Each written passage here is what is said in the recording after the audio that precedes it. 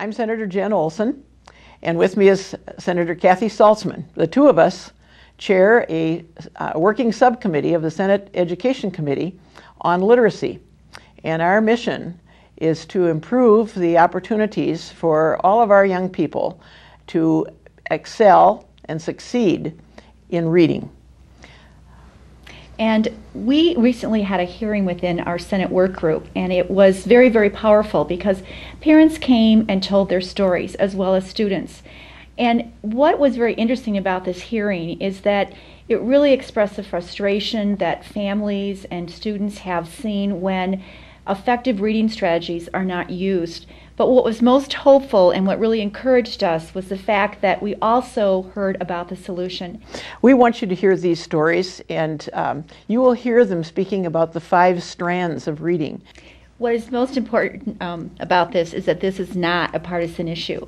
We're working across the aisle on this issue because we think it's so important. And again, to go back to, we know there's a problem, but we know that there is a real solution out there.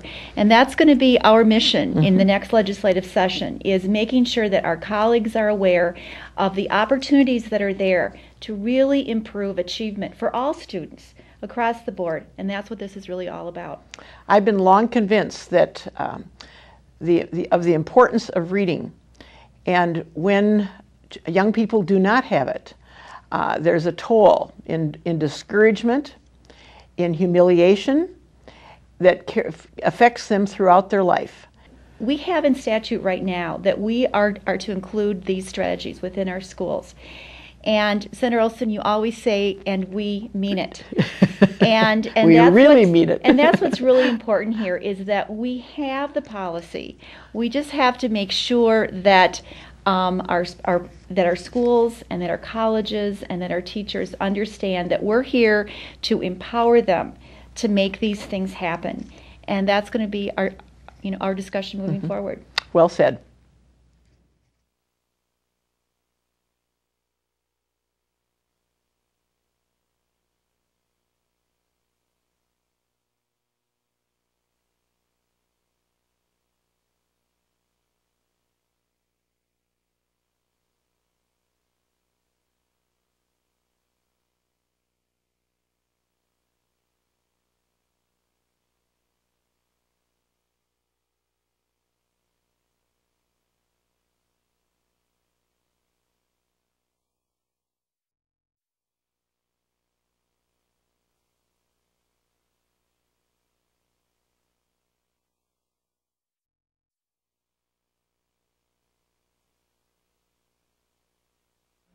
My situation was that in the 4th and 5th grade, my 4th grader was tackling the Lord of the Rings, and my 5th grader was parked way back in what was appropriate for a 1st grader. He was a very bright boy, and by the end of 1st grade, he could not read a word. Reading for me when I was growing up was really, really hard. It took me 2 years to learn the alphabet. And my second child was in kindergarten. She could not learn the alphabet. And when they started turning to the exercise of learning to read, she hit an absolute brick wall. And my son was the one who wasn't getting it the way it was being taught. It was being taught very creatively, very enriched. They would read wonderful stories. But if you don't know that letters make sounds, none of that really helps you learn to read. And he would read, or try to read each one as if it were a completely new concept. He would never recognize that he just said cat and that Matt had something to do with cat, the sound. He just couldn't recognize those patterns. I was reading at a 4th grade level, and although I continued to improve, this was kind of the cutoff. This was like, they switched away from helping me improve myself and more to just kind of surviving in the mainstream. We had a para from the school help him until she came to me in 3rd grade and said, Cindy, I can't teach him. I don't know how to help him. I'm doing everything I can. All the training the school has given me, I can't help him. What a wake-up call. I said, well, what do I do? And they said, well, the best thing he has going for him is a mother that cares. And I was stunned. I had no answers of why he can't read, how he will learn to read, what I should do to help him to read. other than I knew it was very, very important on his self-esteem. With the reading program they had me in, it wasn't actually appropriate for at-risk readers.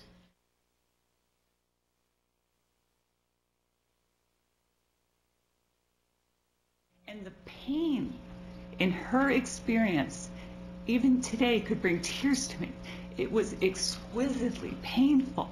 And here's an incredibly intelligent child, and everyone is saying to me, she is so smart, she's going to figure it out. He was feeling stupid and dumb because from IQ testing that we had done at the Mayo Clinic, he was very intelligent, but yet he, for some unexpected reason, could not learn how to read. I felt like a lot of my teachers didn't think I was smart, even the reading specialist at school. She told me once in front of the other kids, "Emmy, you just need to pick up the pace." I had a child that was angry and fighting and didn't want to do anything. So there's a huge emotional toll on the child and on the parents. What I'd like to say is that not being able to read for these kids is awful. I know how it feels. There's times when I can pass by a particular old playground and panic sets into my stomach. Because I was one of these kids.